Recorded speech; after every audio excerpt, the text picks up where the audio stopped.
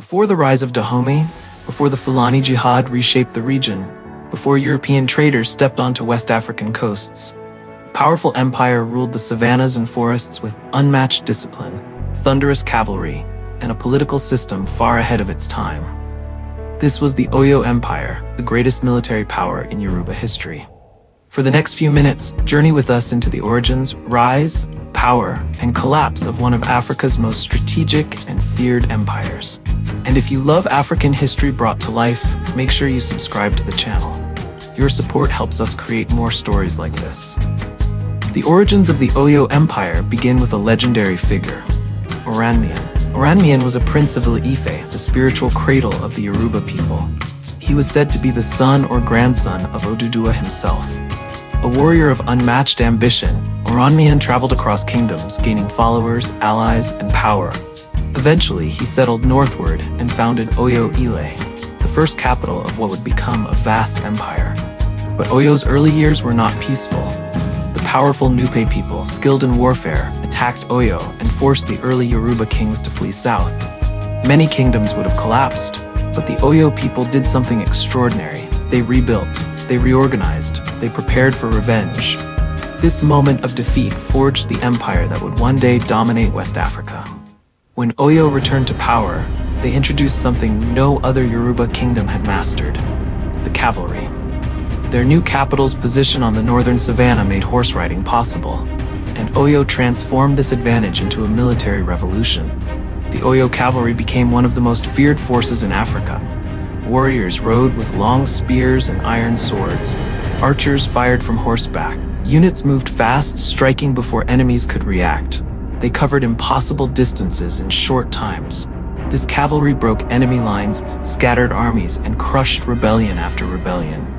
The infantry followed behind, sweeping the battlefield clean. With the power of horses, Oyo retook their homeland. Then they expanded far beyond it. From the Niger to the Benin Kingdom to Dahomey to the edges of the northern savannas, the thunder of Oyo's cavalry shook the earth. This was the military engine that built the empire. But strength alone didn't make Oyo great.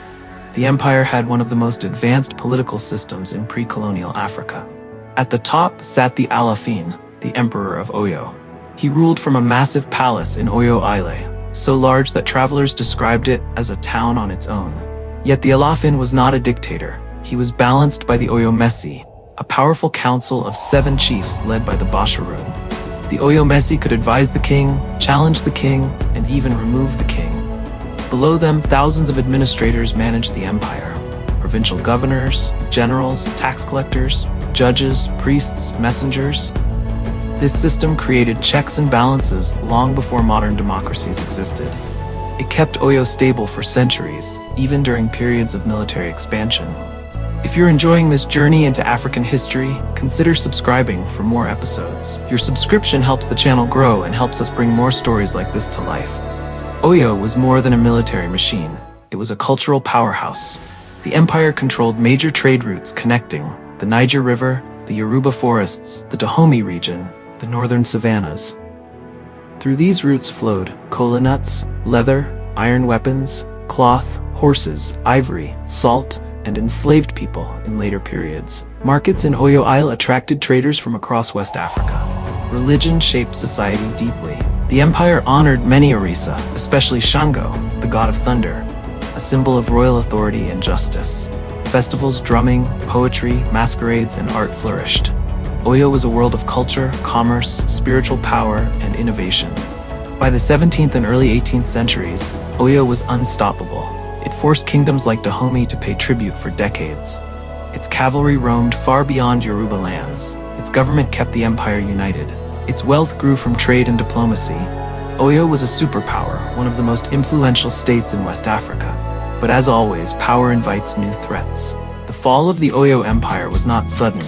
It came from both inside and outside. Internally, rivalries within government increased. Generals challenged authority. Successions became unstable.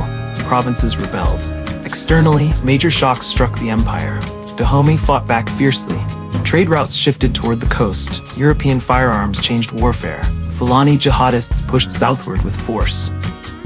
The cavalry, once Oyo's pride, struggled against firearms and new military tactics. By the early 1800s, Oyo Isle collapsed. The empire fell, and centuries of power came to an end. But the Oyo Empire did not disappear from history. Its political system influenced modern Yoruba governance. Its cavalry shaped warfare across the region. Its culture, festivals, and traditions still live through the Yoruba people worldwide. The empire stands as a reminder that Africa produced powerful civilizations long before colonialism. Civilizations built on strategy, innovation, art, diplomacy, and strength. If you want more stories about African empires, lost histories, and powerful kingdoms, don't forget to subscribe, like this video, and share it with someone who loves history. Your support helps this channel grow and keeps Africa's forgotten stories alive. This has been Beyond the Timeline, where history lives again.